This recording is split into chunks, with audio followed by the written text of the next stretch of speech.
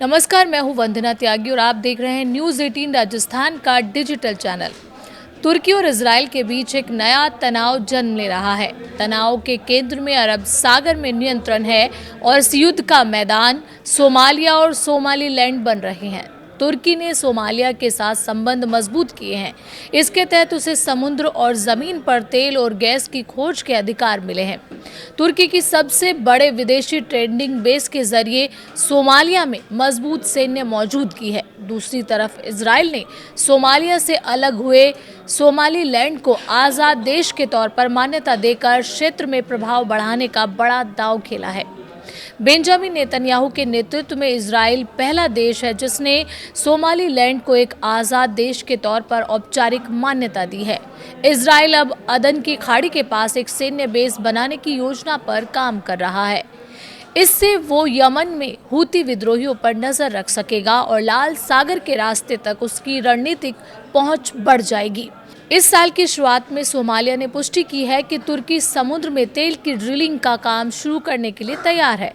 अनुमान है कि सोमालिया के समुद्र के अंदर कम से कम 30 अरब बैरल तेल और 6 अरब क्यूबिक मीटर प्राकृतिक गैस का भंडार मौजूद है। हालांकि सोमालिया के इस भंडार का ज़्यादातर हिस्सा अभी पूरी तरह साबित नहीं हो पाया है। साल 2011 के बाद से तुर्की सोमालिया के सबसे करीबी सहयोगियों में से एक बन गया है। वो सोमालिया को मानवीय सहायता, सैन्य ट्रेनिंग और बुनियादी ढांचे के विकास के लिए निवेश कर रहा है। तुर्की के राष्ट्रपति रेसेप तैय्यिप एर्दोगन ने अंकारा सोमालिया में एक स्पोर्ट्स पोर्ट बनाने की योजना का खुलासा किया है। इजराइल ने बीते साल सोमालीलैंड को मान्यता देते हुए वहां एक मिलिट्री बेस बनाने की योजना बनाई है।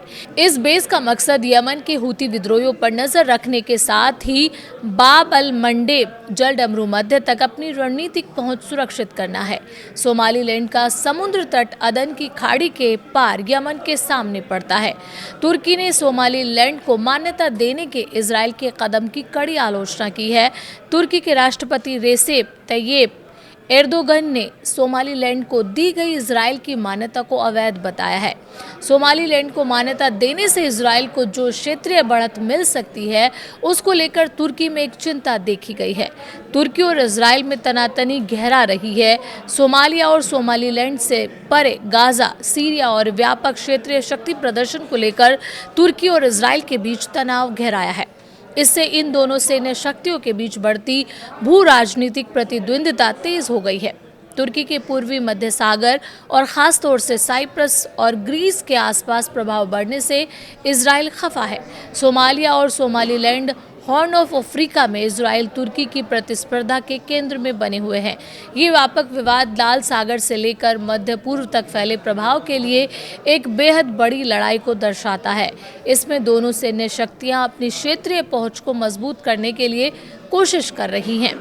तुर्की इजराइल तनाव के अहम बिंदुओं पर नजर डालें तो तुर्की और इजराइल हॉर्न ऑफ अफ्रीका में ऊर्जा संसाधनों और लाल सागर व्यापार रूट पर नियंत्रण के लिए सोमालिया और सोमालीलैंड पर ध्यान लगा रहे हैं। तुर्की ने सोमालिया के साथ अपतटीय और तटीय तेल और गैस अन्वेषण के लिए औपचारिक समझौते किए हैं। सैन्य अड्डों और उपकरणों की तैनाती की गई है। इजराइल ने सोमालीलैंड को एक स्वतंत्र राज्य के रूप में मान्यता दी है। हूतियों पर नजर रखने के लिए इजराइल यहां सैन्य अड्डे बनाने की योजना बना रहा है। सोमालिया और सोमालीलैंड में प्रतिस्पर्धा क्षेत्रीय प्रभाव के लिए व्यापक संघर्ष का हिस्सा है। गाजा, सीरिया और अफ्रीका में दोनों देशों में तनाव देखा जा रहा है।